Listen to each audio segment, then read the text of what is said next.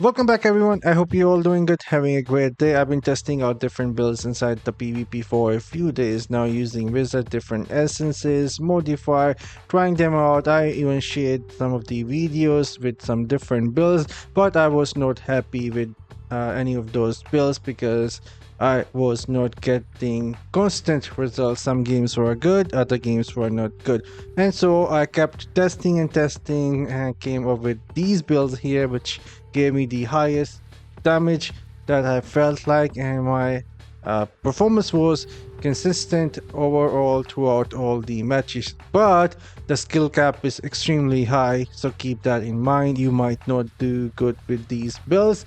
The skill cap is really high with these builds here, but it will give you a lot of damage. You don't need to be suicidal using the battle mage builds, like trying to kill someone with a battle mage. Either you kill them or end up dying, or just kill and die. I have seen people doing that. This is not like that, because battle mage, especially with mid-range 3k resonance or lower, you are going to end up getting destroyed. If you are in a lobby of 5,000 players or 7,000 players, you will end up destroyed by other demon hunter and crusaders.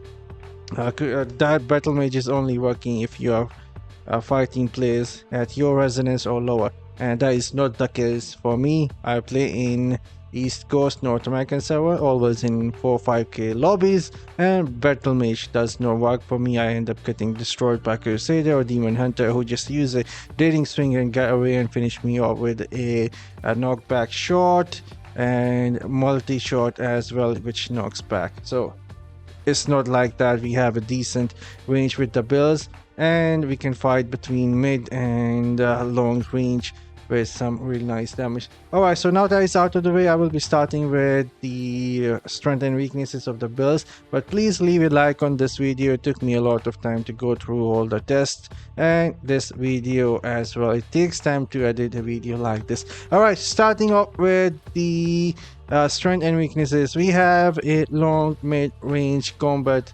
ability with the builds that we have here. Multiple sources of damage. I will explain that later when we get into skills and modify. High mobility, we are using teleport, and with high mobility we can also avoid the harmful effects that I will talk about in a bit. And then we have a really high single target damage because, like I said, we are using multiple sources of damage and combining that for a single target damage. And as for the weaknesses, the first one is going to be really big. These skills need really high skill cap. If you don't want to keep your eyes like a eagle on the map and what is happening, or you are new to the wizard, these builds are just not for you. I've been playing wizard from day one. My skill level is very high compared to other players when I'm like doing wizard stuff. Anyways, now that is out of the way, the builds are heavily focused on primary. So if you don't like primary, then this is not the builds for you, and not great for 1v1, especially versus crusaders, demon hunter. You should avoid that. You should make sure that you have someone around you and that they are engaging in battle and you are jumping in for the kill and damaging them.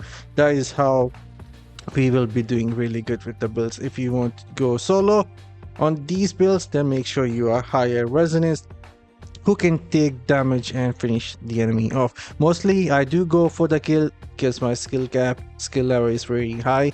I stun them and then go in for the kill. If they try and hit me, I use teleport, avoid getting hit, and finish them off. Anyways, and the next thing is like the ice armor. We are not using ice armor because we're going for the damage and using teleport and avoiding harmful effects to avoid getting more damage. And now we will be talking about some free to play starter gems here. We'll go through this real quick here. You should be able to see them. Fervent Fang, Bloody Reach, Abiding Curse is going to reduce the movement speed of your enemies. This is really good, and it will also increase the damage that you do to them. Karness Invigoration, again really good, increase the attack speed of your primary attack, so decent gem as a starter. Berserker Eye and Everlasting, and now you should able to see the pay to win best gems here.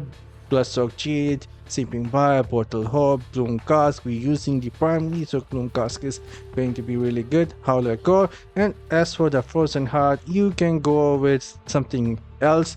This has only been added here for some extra defense, but you can go with any other gem that gives you damage. Blessing of the Worthy, Hellfire Fragment, or you can even go with the Concentrated Will that will work on the teleport.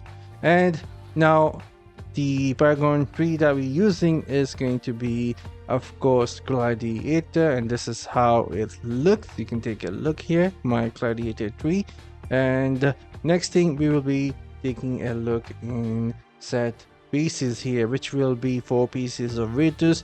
We are increasing our base attack for primary up to 60% with these builds, and also increasing the duration for some of those buffs that I will talk about in a bit here, slowly explaining everything. And then 2 pieces of Shal bars is what we're using, increasing the primary attack damage by 15%. So you can see what we're doing here, increasing the beneficial duration of our attack speeds and adding 30% attack speed from V2's 4 piece, and then also increasing 15% primary damage.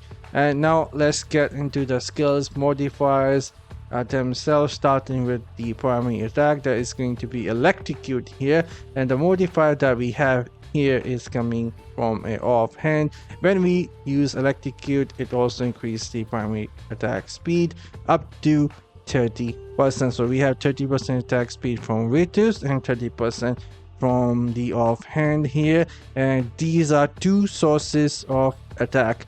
The first attack is going to be I will talk about this in a bit. We have 2 sources here that we will be using, and that is with the next skill, actually, Lightning Nova. You should be able to see that primary attack is going to be the first skill that is hitting at 60%. Then we are using the Lightning Nova with this chest piece that gives you orb that orbits you, firing the lightning bolts at your target. So we have 2 sources now that will be dealing damage to your enemy at 60% attack speed primary, and this Lightning Nova bolt targeting them, and we have another source that will be dealing damage to them. So let's get into the next skill, the second skill.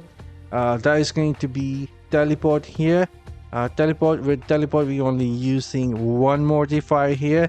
Whenever we use a teleport, is remove the harmful effect. This is going to be really important. Nowadays a lot of players are using 6-piece Banquet of Eyes or even Sleeping Bar. You can just easily remove those dot hits from you. If you see that they have applied that on you, just use the teleport. Tactically, that is why I am saying the skill cap is really high. You cannot spam the teleport because you want to. You use the teleport when you actually need it to remove either harmful effects or confuse the enemy so they don't hit you. So that is how we will be using teleport. And so this is the second skill here. And now let's go look into the third skill.